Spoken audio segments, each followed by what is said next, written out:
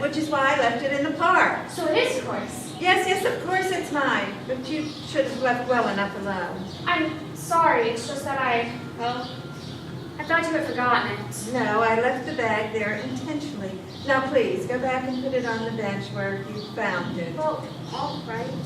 But I'm confused. Are you expecting somebody to pick it up? No, you asked too many questions. Do you know that? I'm sorry, I didn't mean to offend you. Oh, it's okay. I'm sorry.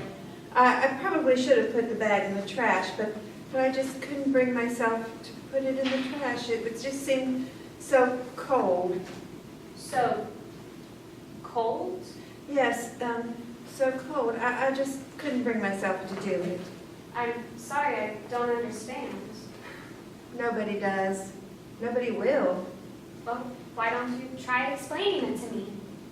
Oh, please, just go back and put the bag where you found it. Could you do that for an old lady? Oh, the contents of the bag are mine, please. No, they're not. You threw this bag away, I picked it up, and now it belongs to me.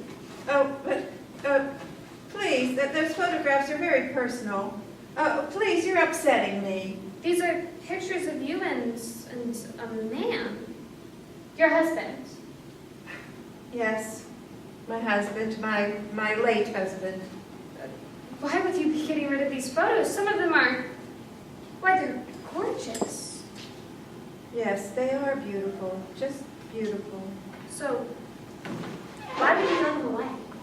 Well, my husband died a year ago today. Oh, I'm so sorry. But that doesn't explain why you would get rid of these beautiful photos and on the anniversary of his death. Oh, this one's you and him on your wedding day. What a beautiful bridal dress. You're absolutely gorgeous. And your husband, his tuxedo. What a solid, handsome man. Oh, yes, he was beautiful. Just beautiful. And there's vacation pictures, pictures of you and him with friends, more vacation pictures, Paris, London. Oh, yes, a lifetime.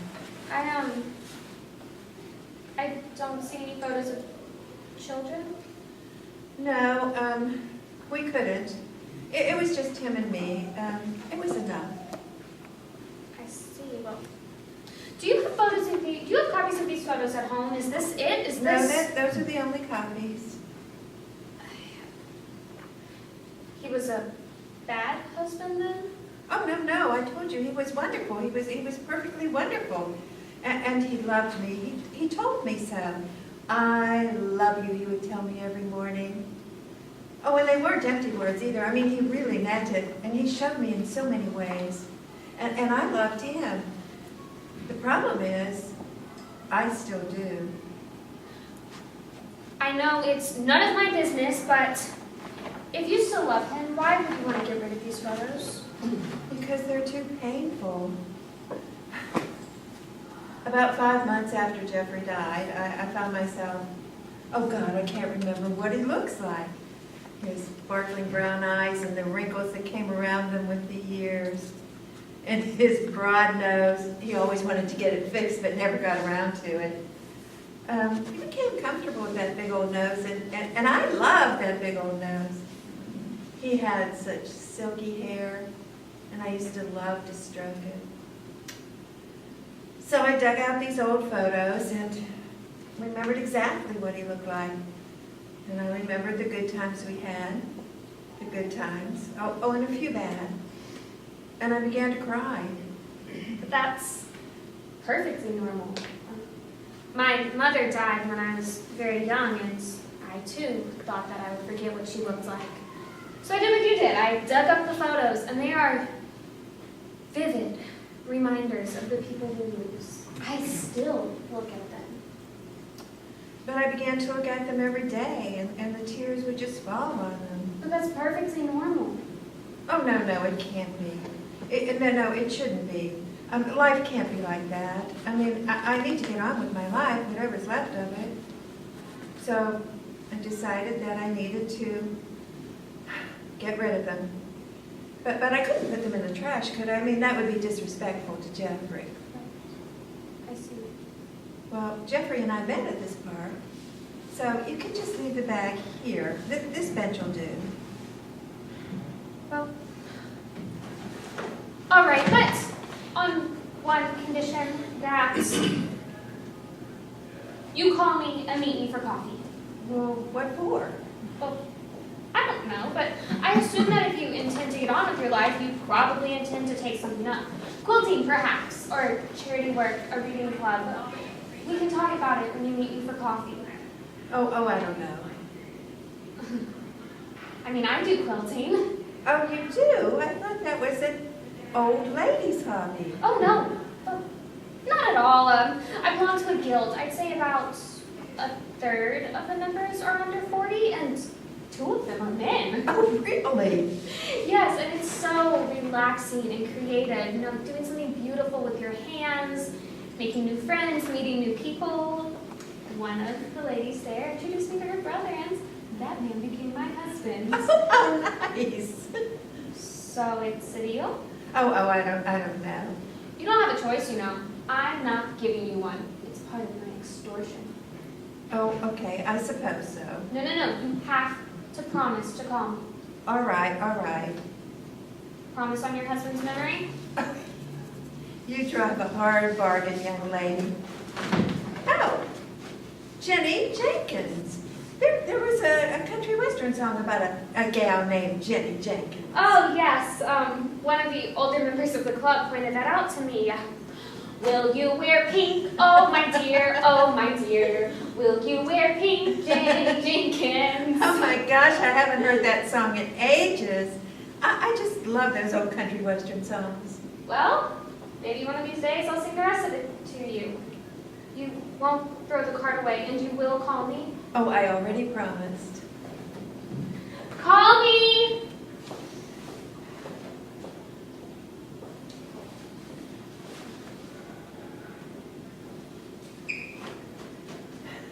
Goodbye, Jeffrey.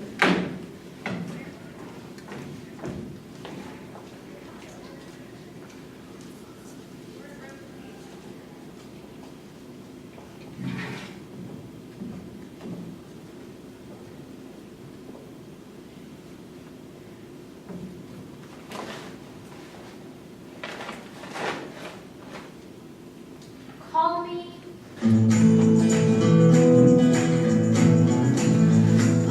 Will you wear blue, my dear, oh my dear? Will you wear blue, Jenny Jenkins?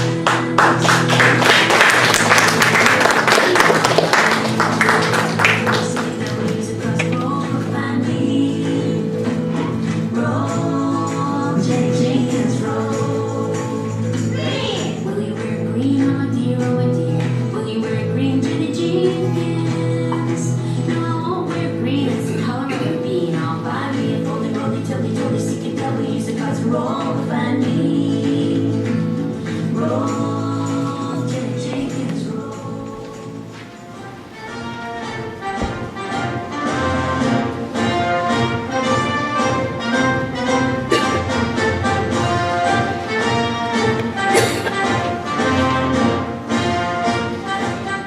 George, Yes, darling? George, Yes, darling, I hear you. When did you start calling me darling? Well, darling, I don't. Well, see there. Let's see what where. See, you said darling, I don't. Well, yes, I couldn't finish because you interrupted. That's not what I meant.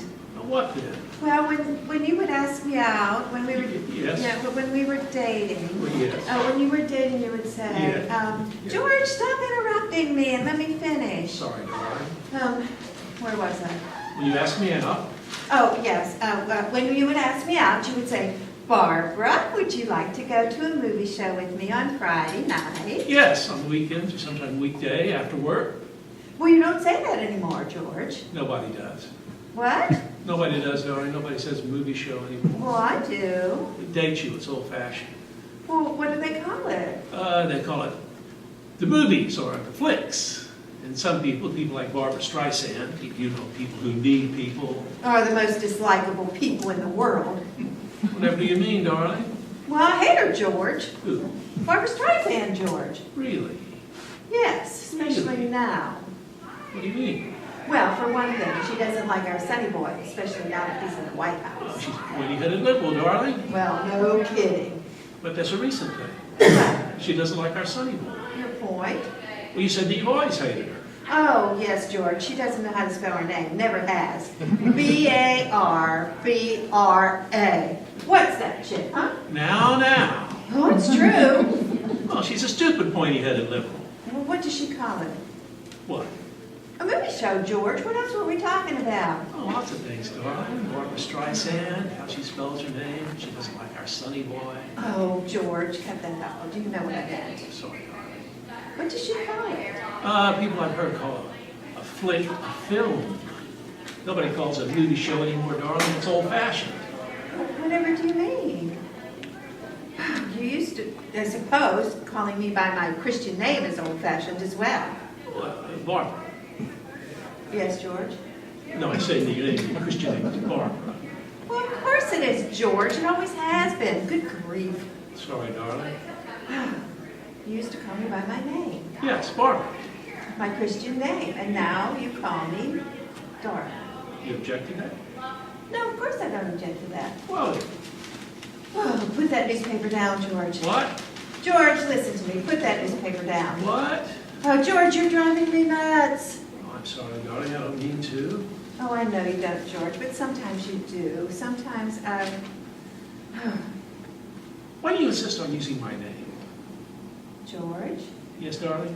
No, I was just saying George is your name. Well, of course it is, darling. It always has been. I suppose it always will be. Oh, George, you know what I mean. See, you just did it again. George. What? Now I know where Sonny Boy gets it.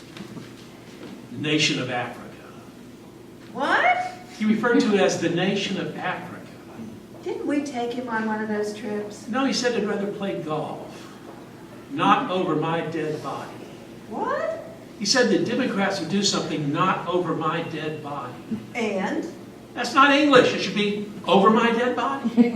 Oh, for God's sakes, he ought not be talking about his dead body in the first place. Exactly. There are enough gun nuts out there as it is. Watch it, George. The nation of Africa. Dang, it all to Hades. Oh, what now? Oh, never mind, darling. Where were we, George? Yeah. Why do you insist on calling me by my name whenever we speak? What do you mean, George? You just did it again. What do you mean, George?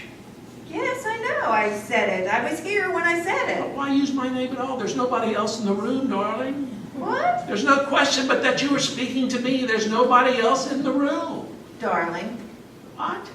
Well, the first time you said there's nobody else in the room, darling, and the second time you said it, you left out the darling. So I did. Yes. That's odd, isn't it? Is it? Yes, it is. Oh, I don't. Why do I call you darling in the first place? George, that was my question to start with. No, it wasn't.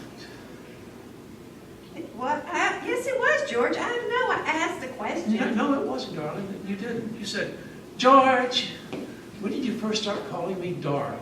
Darling? Oh, my God. What? You were listening. Of course I was listening. I always listen. Even when you're reading the paper. Even when I'm reading the paper. And all these years, I thought you weren't listening to me. Oh, that's not so, darling. But you didn't care what I had to say. Oh, darling, I didn't mean to leave the impression that I wasn't listening. I'm just trying to kill 2 doves with 1 rock. Birds. What? 2 birds with 1 rock. Yes. You said doves. Doves? 2 doves with 1 rock. Did I?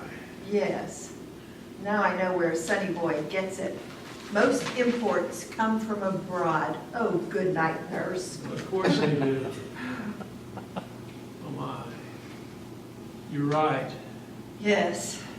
It's happening a bit more often now, isn't it? Yes, but I'm sure it's nothing to worry about. I hope you're right, Barbara. Dick Cheney. George, you call me by my name. Dick Cheney? Cut that out, George. Oh, yeah. Yeah, you're right. Thank you, darling. You're welcome, Barbara.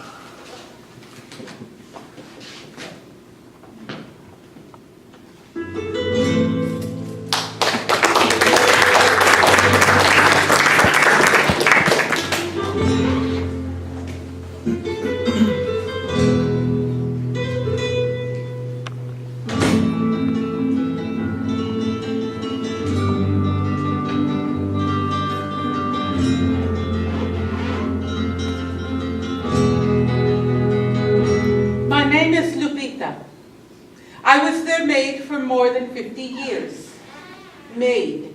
That's what we were called back in the good old 1950s. Then, 10 years ago, in the early 1990s, the lady of the house changed my title to housekeeper. She said it was a promotion. But there was no pay raise to go along with the promotion.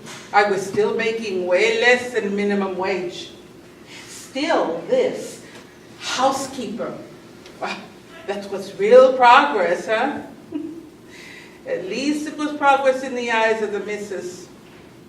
To her credit, she finally did raise me to minimum wage in 2002. I think she gave me the raise because of her son Noé. This is his story, more or less. Noé was a good boy. He was very respectful to me always, and we used to joke about a lot of things, including what was on TV. Red Skelton, Jack Benny, Steve Allen, Lucille Ball. He would translate the jokes for me because back in those days, my English was pretty bad. That's how I learned English. Noé was very patient with me, even though English was his second language too. But he was very smart, very studious, and he spoke English much better than I did. I always suspected there was something wrong with Noé, because he was 14 years of age, and he never made a pass at me.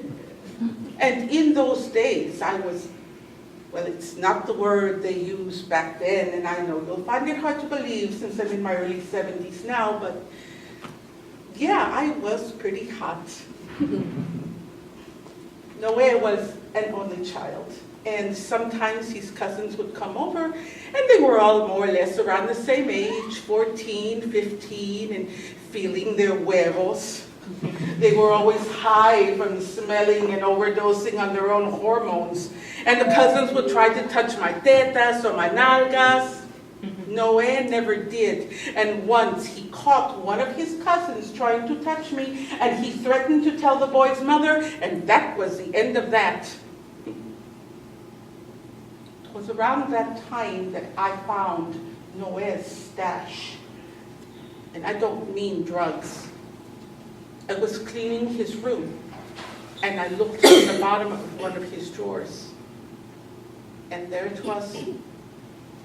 His stash was a collection of little books, magazines really, that showed men wearing nothing but a tiny piece of cloth around their cojones, and this piece of cloth was held up with a string around their waist, and another one that ran down below and back up again to connect to the waist string.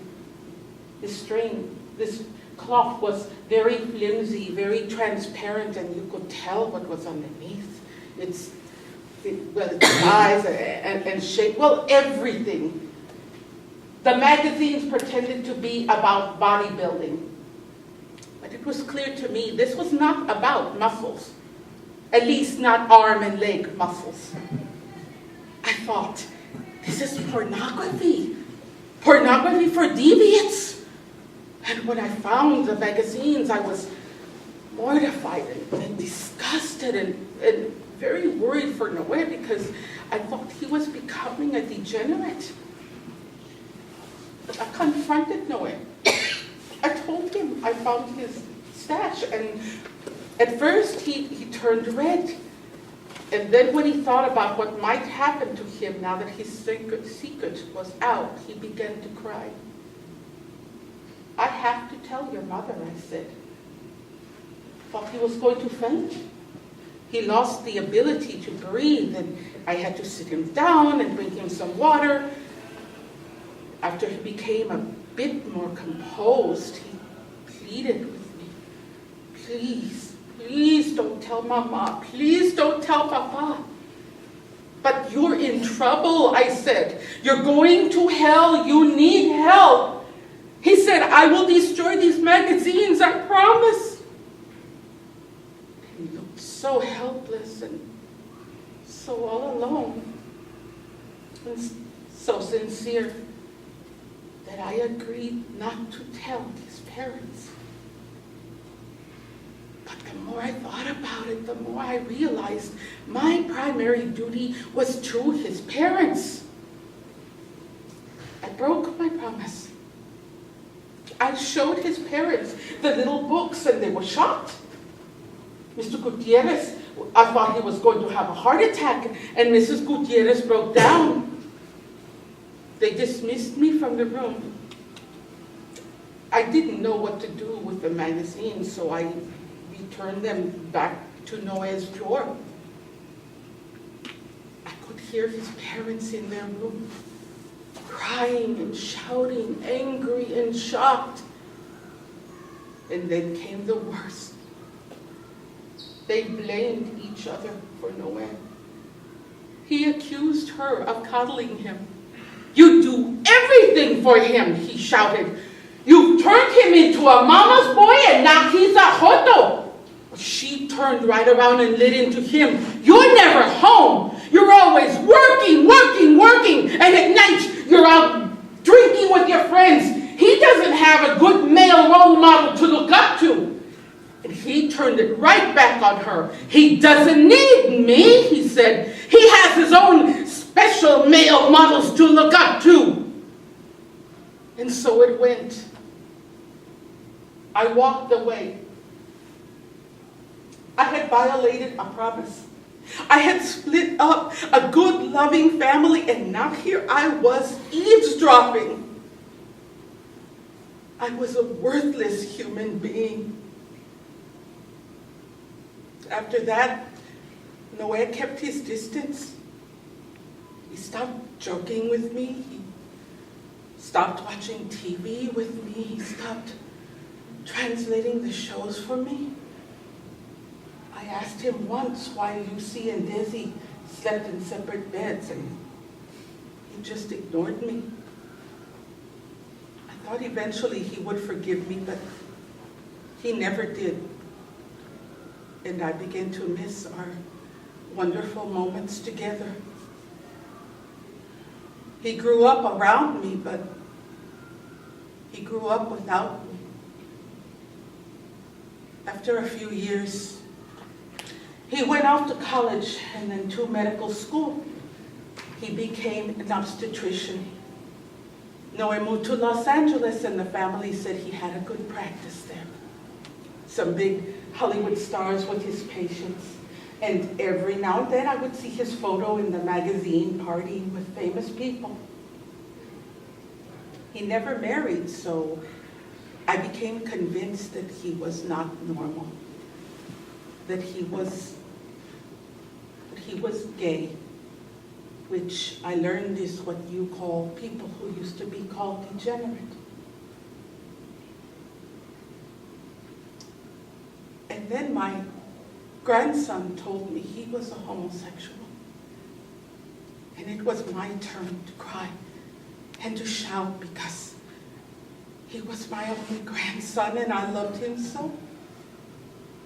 But he said it was okay. He said he was happy that he had a boyfriend, that nobody in college made fun of him, that he was out, as he put it, which meant he didn't care who knew. I said, you're going to be damned for all eternity. No, mamita, he said. The only dam I'm destined for is Amsterdam, where Louise and I are getting married. He said he wasn't going to hell. He said God made him that way for a reason. And then I saw him with Louise, and how happy they were together. Noé's father died in 1989, and when his mom became very sick in 2002, Noé moved his practice to San Antonio so he could take care of her. Didn't I tell you he was a good boy? That's when I got my raise. Noé brought along his own boyfriend, Steve, who was a plastic surgeon to all the Hollywood stars. When he saw me, Noé broke out into a big old smile. We have to talk, he said. And then he told me the most surprising thing.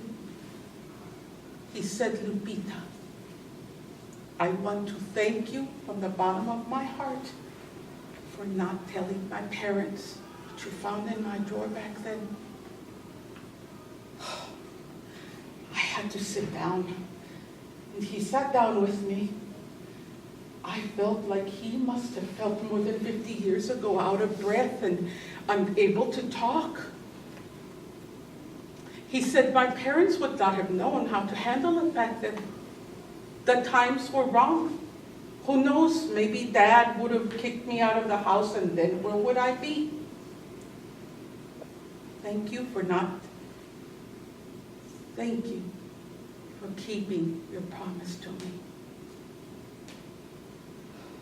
And when I was finally able to speak, I said, Mijito,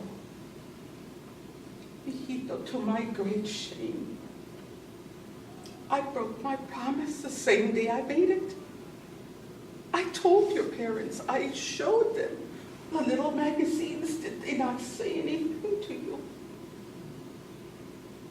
And as the tears fell from his big brown eyes, he just shook his head. And then he took my hand, and we both cried quietly for a little bit. After a while, he got up and turned on the TV. Gone were the days of Art Linkletter and Burns and Allen. Will and Grace was on, and he began to translate the program to me. Except now I understood everything they were saying. I even understood some of the gay jokes. Everything has changed, he said. I may miss Ed Sullivan, but I don't miss the good old days. And then he gave me a big old degenerate hug. And it felt really warm and good and right.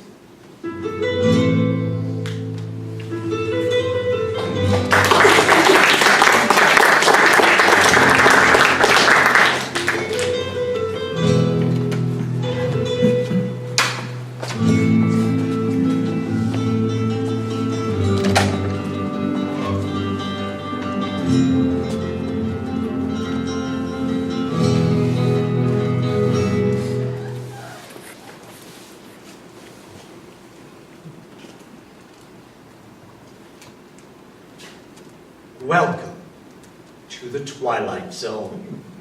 Wait, I can't use that name. Copyrights. So, welcome to the Twilight Retirement Home. Well, that's my name for it anyway.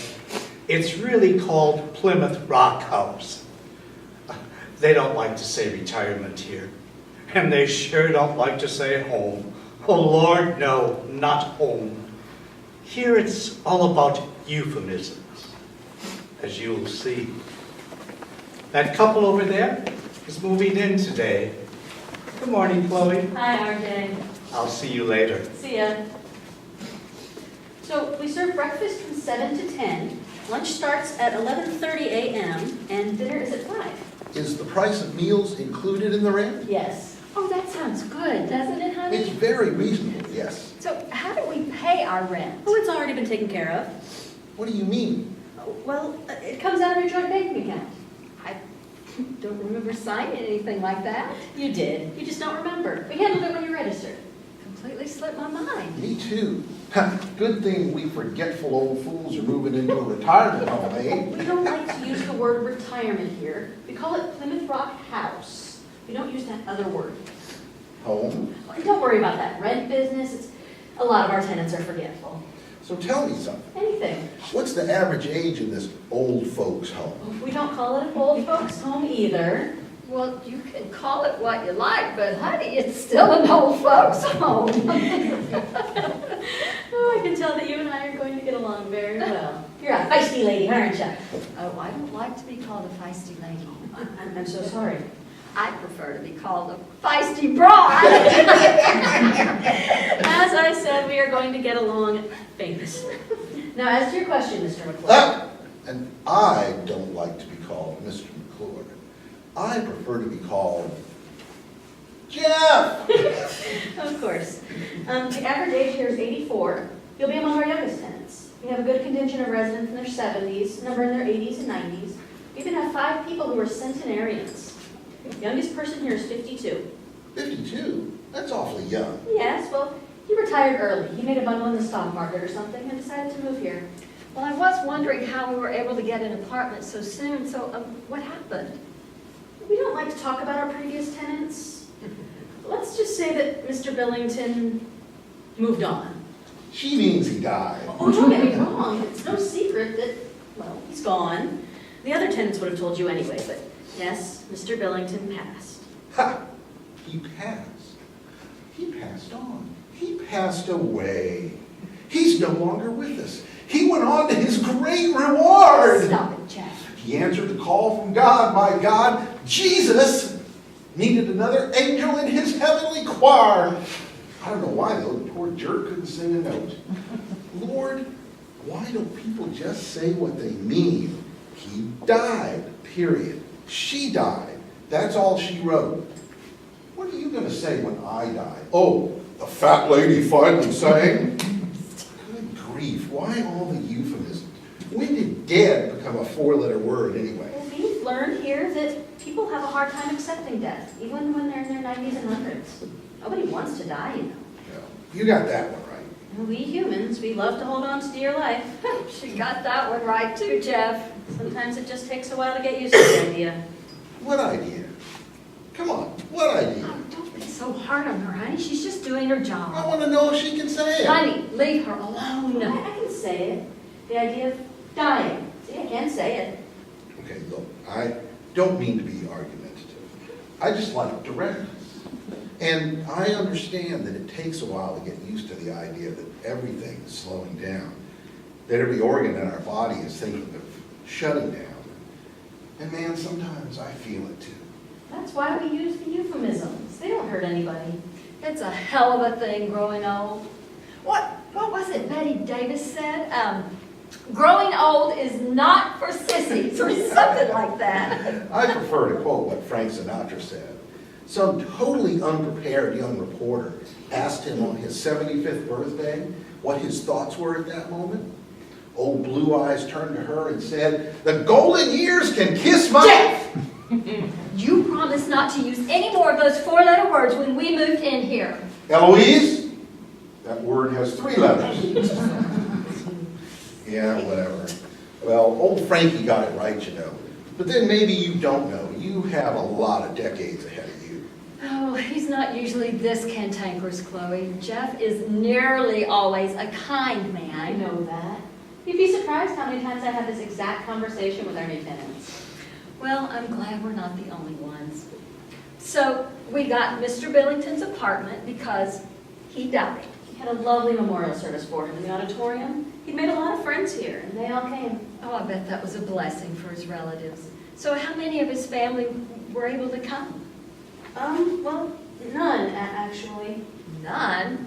Really? Well, that's rather sad, isn't it? No, he'd had a stroke, never knew what hit him, and all of his family are distant relatives, and they live out of town. But they made a point to see him when he was in the hospital, and they said their goodbyes then, so I guess you could say his family had already grieved his death, and that's why they didn't come. All the same, family should have been here. Yes, ma'am. So tell me, how many of your residents die in a month? We average 6 to 8, but it varies from month to month. Boy, this must be some happy place. All these people checking out all the time. It is a happy place by and large. People make friends here, new friends. The food is good. You have all kinds of activity. Monday is bingo night, for instance. Eloise and I are not Catholics. It's non-denominational bingo. That's funny, Jeff. She's funny. So, with all these people dying here, do you have a problem with ghosts? Oh, Jeff McClure, what a thing to ask. You don't even believe in ghosts. Well, I don't, but I figured, what if I'm wrong? What if ghosts do exist? Well, a place like this has got to be chock full of them, right? After all, aren't ghosts supposed to haunt the place that they died? No, I have no idea who started that story and no idea if it's true. And you didn't answer his question either. That's right. Are you evading my question? Not at all. Well, Okay, you got me. All I'm gonna say is this place is full of ghosts. oh my. Are you serious? Yes, but not to worry. All of them are friendly, not one of them is violent. What a crock! Look, there's no such thing as ghosts. If there were, we wouldn't be able to go to places like hospitals and churches and cemeteries. All those places would be lousy with ghosts. No, you did ask, Jeff. People can choose to believe whatever they want. Well, yeah, I did ask for it, didn't I? Okay, I had that coming. So, can we go to our room now?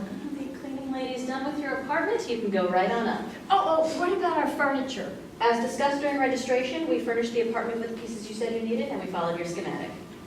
I don't remember that either. I do wish we could have brought our own furniture. The pieces that we use here are designed to fit the architecture of the building and the apartments, and besides, we don't want people bringing in, mice and cockroaches and other varmints. You're gonna love the pieces that we chose for you. Well, thank you very much. You people have been very welcoming, I'll say that. That's our job. We're happy you're here, and we're going to do our best to make sure that you're comfortable in this next stage of your life. Thank you so much, Chloe. This will be our home until we're ready to check out for good, if you know what I mean.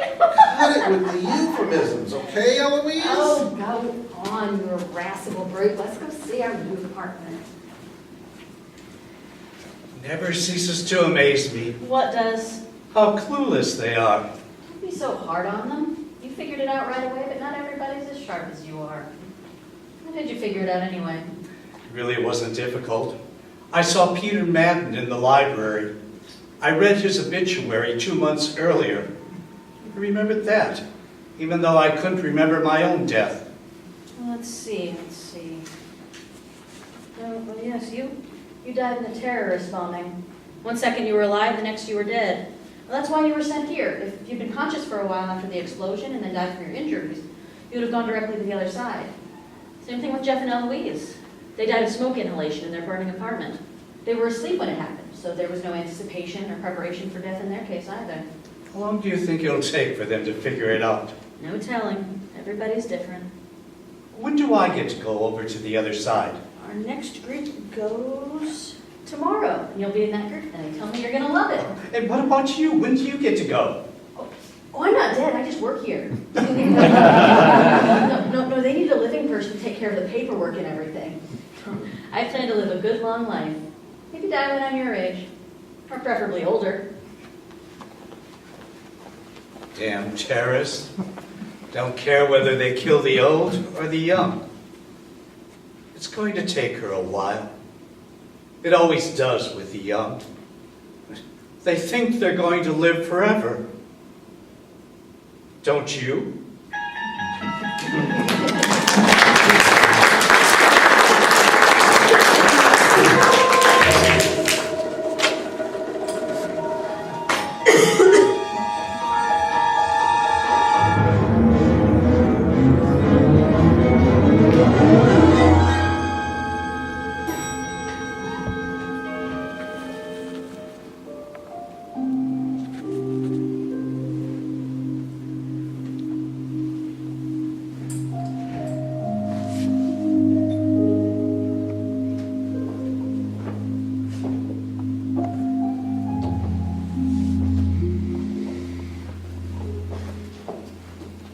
The place looks the same.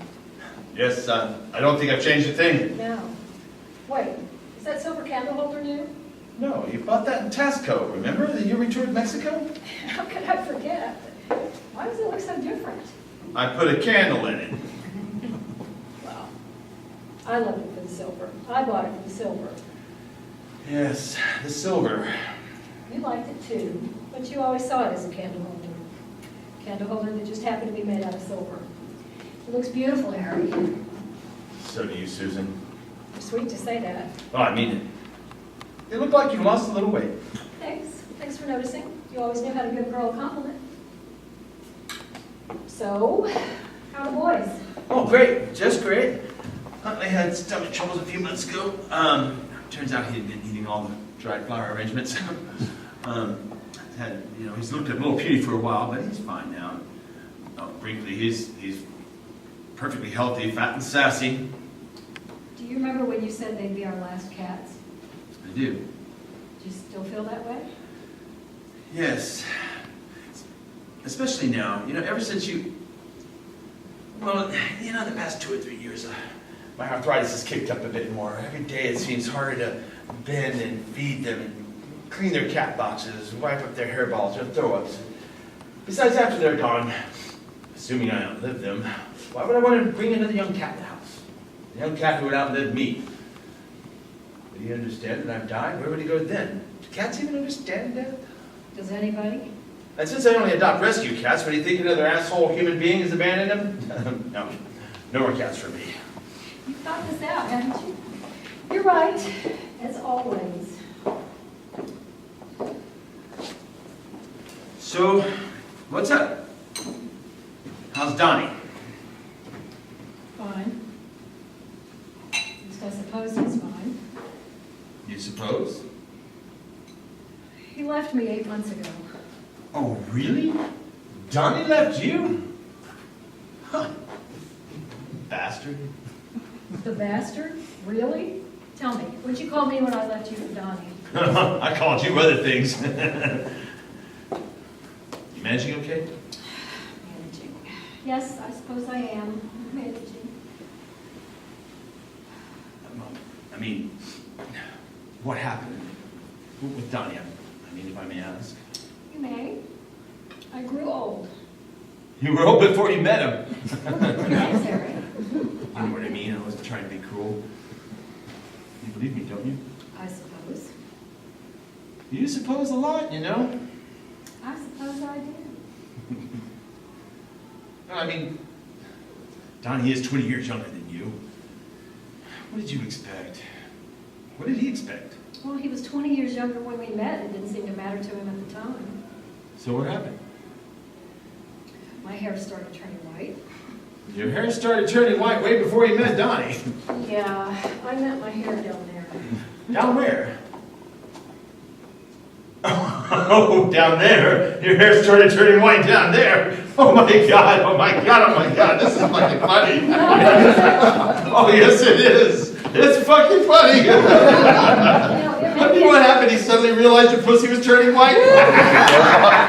Maybe a comedy to you, Harry, but it was a tragedy for me. Oh, more tragic comic. I'm sorry, Susan. But there's no getting around it. This is fucking funny. Go ahead and make fun of me. I deserve it. Oh, for leaving me? No, no, no. In the 3 years since you've been gone, I've made some adjustments. And I didn't turn to drink or shrink. Figured it out all by myself. You deserve to be happy, and I wasn't doing it. So you found somebody else. You found yourself a little male kitten, you little cougar. Well, he made you happy, didn't he? For a while. Oh, yeah, and then, damn, your vajayjay had to turn white. Oh, Bonnie, it's fucking funny, Susan. I'm sorry, but it is. Well, I suppose from your vantage point it is. So, what happened exactly? I want the details. No. Oh, come on, you already told me the worst of it. I mean, when did it register? On him, I mean.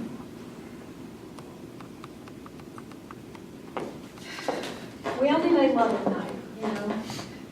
He wouldn't get home until 7 or 8, his job. Nights became a habit. Last year, we took our first vacation together. We went to Vancouver, and he wanted to make love in the morning, late morning. In broad daylight. And that's when he saw the shiny, bright, white surprise. It was just a strand or two. Oh, come on, Susan. It's never just a strand or two by the time you notice it. It's a whole freaking swag. I certainly had never noticed. He said. And he said he couldn't make love to me. He'd feel as though we were making love to his grandmother. So straighten me out here. He didn't mind sleeping with his mother, but he had problems chomping on his grandmother. It can be so gross sometimes. But I got it right. Yes, essentially yes. You didn't try to color it. He said it was too late. He said deep down inside, he would know that deep down inside, Miss Kitty would still be white.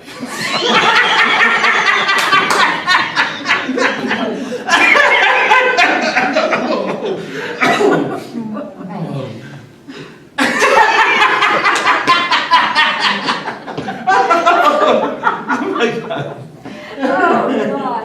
Oh, I needed that. Oh, I needed that. You made me laugh again, Harry. And at myself. I haven't laughed that hard since we were still married. We're still married, Harry. I know. I never got around to filing. Never seemed to have the time. He never brought it up, the bastard. I figured if I did ask you for a divorce, Donnie would panic. What about you, Harry? Why didn't you pursue a divorce? Well, I don't know. I mean, you weren't asking for anything, and you took what little you needed in the middle of the day while I was at work, I might add, so I thought... You thought I'd come back? You know, I can talk to our lawyers if you want. No, no need for that. But if you want half of what we have, it can be arranged. I'm not a hard ass. You can have half of everything, more if you want. I don't even need this house, you know? Really? In the time I've been gone, you've not shared it with anyone? No. No one knows whether my pussy is turned white. Oh, thanks for saying that, but... No, really, I haven't been with anybody in this house. Or anywhere else. You know what I just decided? This house is too big, even with the boys. Just too big for one person. You can have it. I don't need anything that we have together. You don't have to take it personally. You're the one who left, you know. Yeah, don't I know it, but that's not what I meant. I don't need anything because I'm dying. No, you're not. You look great.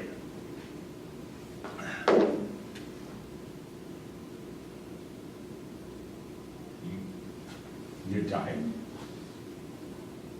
I've got cancer. No. Stomach cancer. By the time they found it, it was pretty far along. Pretty fucking aggressive, too. Spread all over the joint. Chemo would delay. It'd give me a couple of months, but I'd be wretched a lot of that time, and I just don't want to go that route. You don't look... When I said you looked great, I meant it. I know, that's a good part, I suppose, if there is any. I don't look sick. Not yet. I've lost 15 pounds, though. All that weight I wanted to lose, remember? I've lost enough to get into a smaller dress size. I look better now that I'm dying. Isn't that a riot? You always look good to me. Thanks for saying that, Harry, but you're just saying it because I'm dying. You can't fool an old girl with a white snatch. Harry, Yes?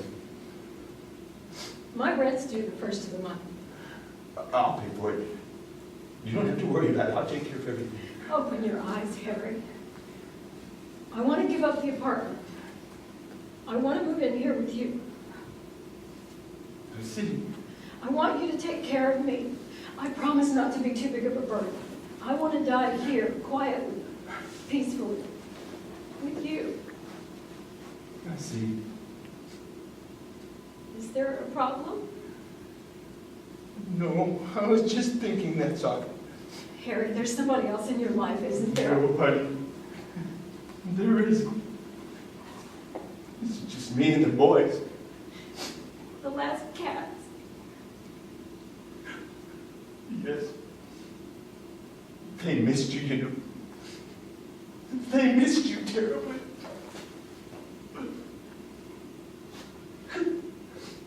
How do you explain it, Caston?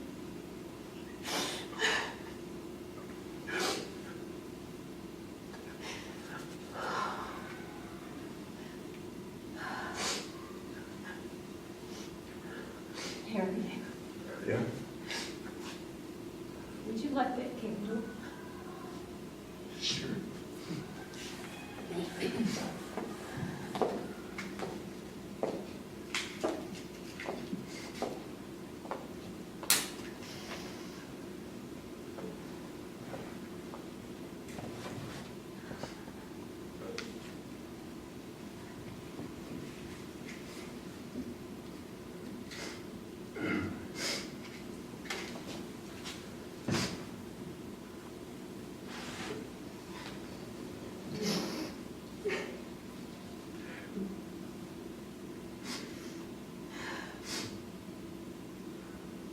It's really lovely.